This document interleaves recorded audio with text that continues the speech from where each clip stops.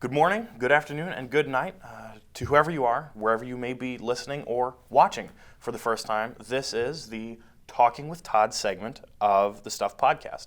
I'm JC Shirley, along with my co-host, CJ Pierce. And today, for the first time in video, we have Todd Hernandez. So close. Yeah, boy, I tell you what, I'm going to be pretty glad when that's gone and you are full-on Todd Hernandez, Dr. Todd Hernandez. Yeah. More news on that just this morning. My third committee member signed off on it, so it's off to foreman style now. Oh, sweet. Well, so you're almost there, aren't you? But still hoping to graduate this term, so we'll see. There you go. Awesome. So we are downstairs in the video studio of Northwest State Community College, where both CJ and I are obviously students, and Todd is the recently elected. Were you elected or appointed? Appointed. I'm sorry. The recently appointed president of Northwest State Community College. So we're just doing this to kind of help Todd get his message out to you, the learners and faculty and staff of our great college here at Northwest. So with that, Todd, what do you have for us?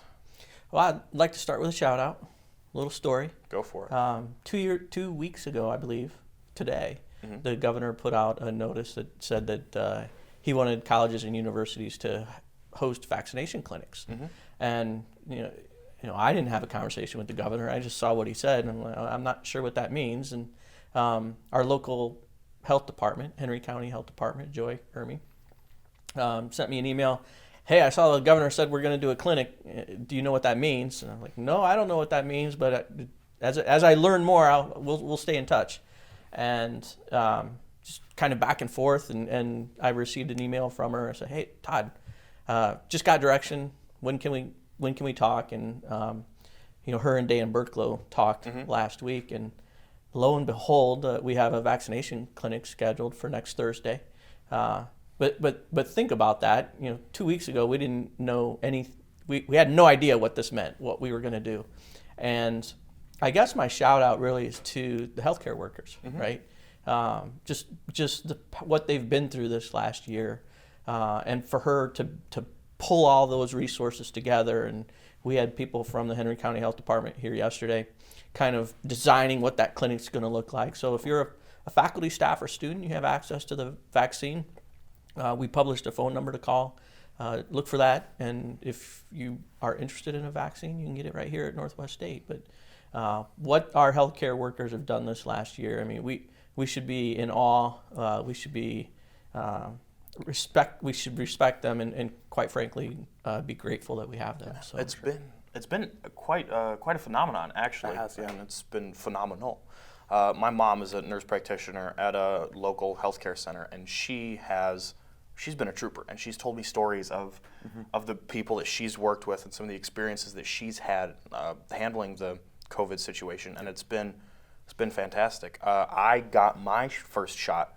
What was it? It was a week ago today, about actually. A week ago today, yeah. So I went and got my first shot a week ago today, and I got it. I live in Fulton County, so I got it at the Fulton County Fairgrounds, and it was the most streamlined process I've seen. Walk in, you scan a QR code on your phone. You check in, you answer the questionnaire, and then you stand 6 feet apart until you get your shot. You sit down in the chair, and it's a little just like that, and then you're good to go. Yep.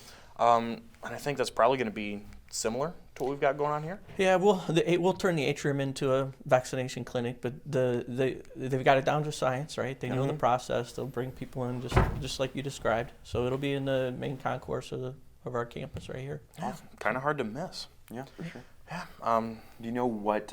We'll have the link for that number someplace around here, even if there's a webpage with more information. I'll make sure it's included when the link for this goes out. Sweet. And do you know what the dates for that is going to be? It's next Thursday. Is that the 22nd? I believe so. Yeah. Yes, it is the 22nd. Yes, it is. Yeah. Sweet. So next Thursday, the 22nd, in the afternoon. But call a number. It's by appointment only.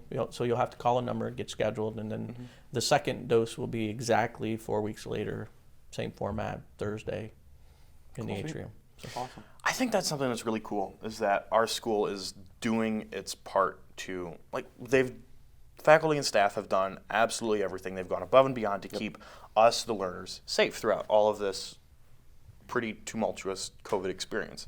But now, as the vaccine and hopefully the end of COVID is in sight because of the vaccine, college is seeing its constituents through, getting us over the finish line, and that's something that I think is really, really cool. Yeah. So, Yeah, for sure. Speaking of the finish line, commencement. oh, that's getting close, isn't it? It is. It's a month away. Oh my gosh. It's coming quickly, isn't it? 4 more weeks, guys. Hold in I there. have so much. I have so many papers to write. It's not even funny. Yeah. Well, writing's fun. Yes. Yeah.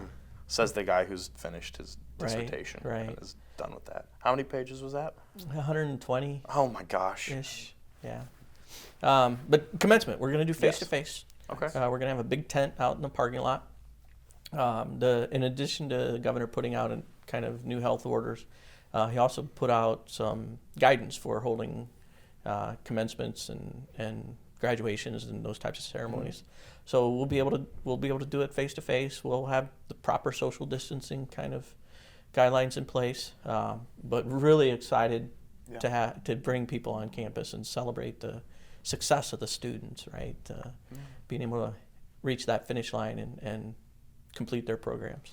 Yeah, that's something that my sister and my girlfriend, who will probably never see this. Probably not. No. You should. Why don't you watch our stuff, girls? It's pretty sad. But they were both the class of COVID. So my sister didn't walk at all, and my girlfriend walked across her living room in her cap and gown. So they were both really looking forward to getting to do commencement, and that was something that they didn't get a chance to do.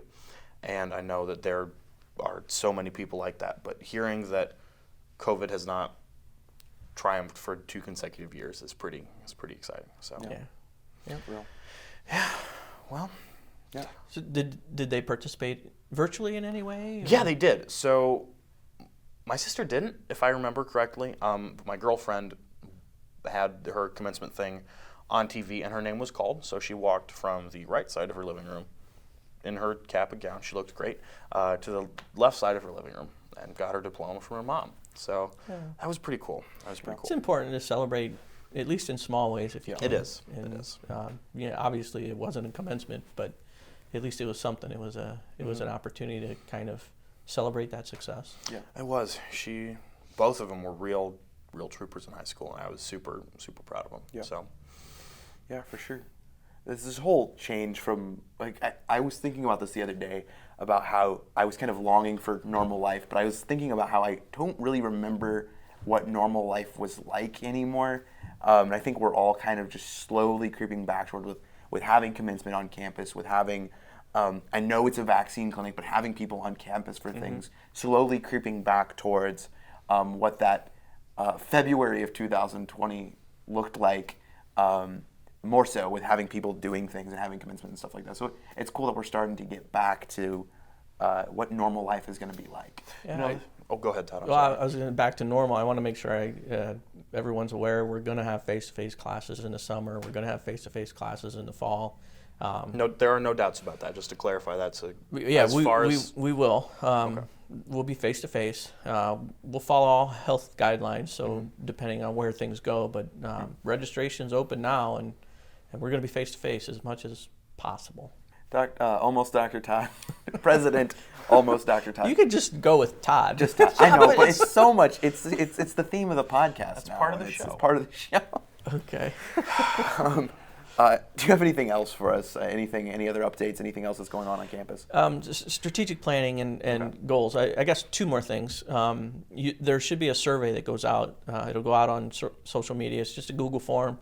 Won't take 5 minutes to complete, but I'd really like for faculty, staff, students, and even community members, alumni, to go in there and complete that. It's just picking like your most important top 5 things for each pillar, so that I can kind of focus where we go, where we head as a college next year. Provide the teams with, this is what our community says we need to do. So what can we do to make that happen? The strategic plan's not changing, but maybe the objective is what we want to accomplish next year. So one, I'd love to hear that feedback, via that survey. So go and complete the survey. Can you remind us of what the pill is and just kind of Sure. remind us of? Sure. So the pill is our values, people, integrity, learning. Every time I mention the pill, I also want to talk about strive for progress. But we need to honor the pill, respect people, people first leadership, build teams, excel together.